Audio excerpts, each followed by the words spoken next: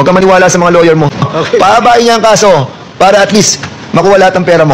Okay. And accordingly, kapag nag-file na yung mga victims ng human trafficking, we are telling you, walang bail yan.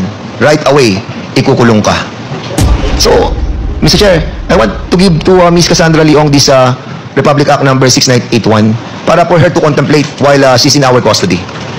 Kasi, basahin mabuti to. We are helping you. Huwag kang maniwala sa mga lawyer mo. Huwag kang maniwala sa mga lawyer mo. Huwag kang maniwala sa mga lawyer mo. Huwag kang maniwala sa mga lawyer mo. Wow ha, ang lakas naman ng loob mo, Dan Fernandez, na bastusin ng isang abogado sa harap ng publiko. Diba? Lalo na dyan sa Quadcom hearing na yan. Wala kayong respeto, no, sa hustisya at sa batas. Huwag kang maniwala sa abogado mo dahil uubusin lang yung pera mo. Kaya mo pang sabihin yan sa kliyente ni Topacio, ni Atty. Topacio? Sino ka para magsabi ka ng ganyan? Abogado ka ba? May lisensya ka ba? O isa ka lang nagmamarunong na akala mo may alam ka sa lahat? Kakagalit talaga kayo dyan, no, sa Quadcom. Imbis na bigyan ng dignidad ang hearing, ginagawang parang comedy bar ng mga taong hindi naman eksperto sa batas. Nakakatawa ba ang pambabasto sa abogado? Nakakatawa ba ang paglapastangan sa karapatan ng isang tao na may pagtanggol ng isang legal na profesional? Kung ganyan ang asal na isang kongresista na katulad ninyo dyan, paano nyo maasang ipaglaban niya o ninyo ang interes ng mga tao? Ang yabang mo, Dan Fernandez. Nasaan ang respeto mo? Nasaan ang respeto ninyo? Alam mo ba kung anong pinagdadaanan ng mga abogado para lang maipaglaban ang karapatan ng kanilang kliyente? Hindi mo yan alam. Hindi mo alam kasi wala kang alam sa batas. Kaya bago ka magbitiw ng mga sariling salitang ganyan, siguraduhin mong naiintindihan mo ang bigat ng mga sinasabi mo. Alam nyo, every time na nanonood ako ng hearing ng Quadcom, naiirita ako pero pinipilit ko lang na manood. Kasi kailangan, no? Tumatawa pa kayo, no, dyan sa Quadcom hearing, kasama ng mga kasamahan mo na para bang nag-entertainment lang ang hearing. Diba? Parang nag-entertainment na lang. Mga taong walang lisensya sa batas, pero ang yayabang magsalita. Tandaan nyo, hindi kayabangan ang magpapataas sa inyo. At lalong hindi ang pagbibitiw ng mga walang kwentang salita sa harap ng taong nagtatrabaho para sa katarungan.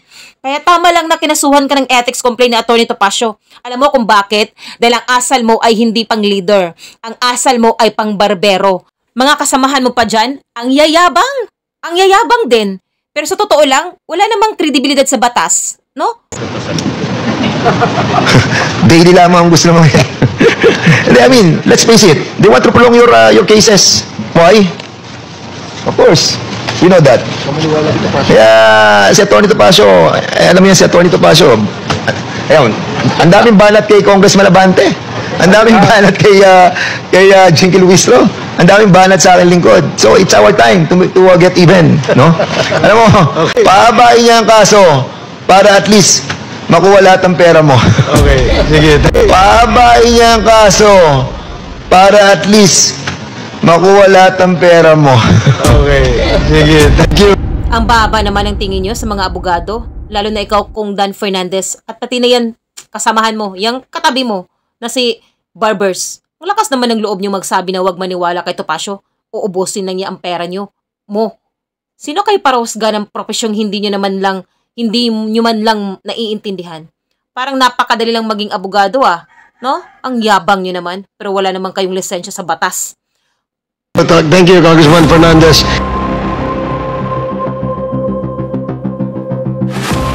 Ilan Fernandez, sabi niya, ito, verbatim quote to, maiksi lang po ito. Please bear with me.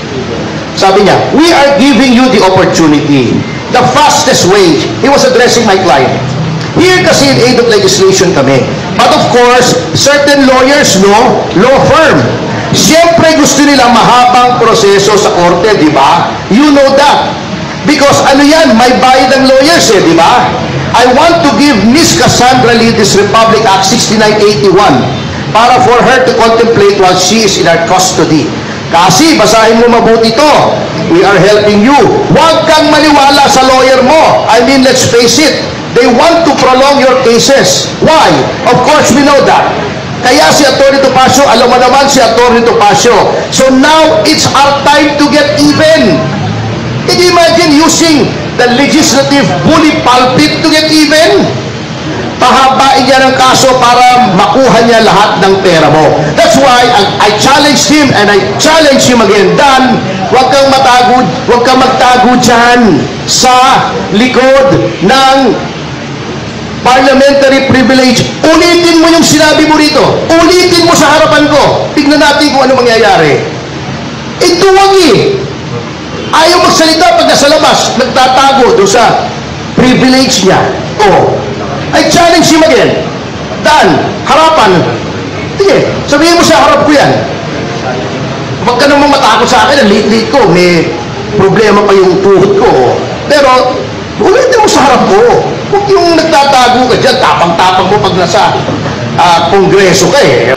Congressman Fernandez, bagamat hindi abogado, hindi ko naman sinasabing kapag hindi ka abogado ay hindi mo na alam ang batas.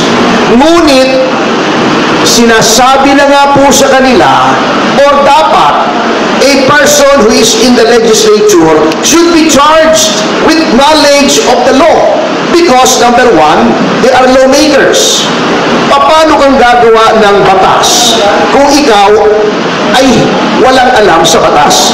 Pwede naman pong basahin ang mga desisyon. Tama naman, to an extent, si Congressman Fernandez, pwede kang mag-google at mag-google mo yung mga kaso. At kung meron kang hindi naiintindihan sa kaso, meron ka namang legal staff siguro. O itanong mo sa kapwa mo, congressman na abogado, ano bang ibig sabihin nito? At pinoint out na nga po sa kanila na sa napakaraming kaso, the right to remain silent and the right against self-incrimination may be invoked not only in criminal proceedings, but in all proceedings, civil, administrative, legislative. At pinakita na nga po sa kanila ang batas. Pinoint out na nga po sa kanila yung batas. Bakit ayaw pa nilang sundin? That is also against the oath that they have taken when they took their oath of office to defend and protect the Constitution and the laws of the Republic of the Philippines and pronouncements of the Supreme Court, according to our civil code, are part of the law of the land.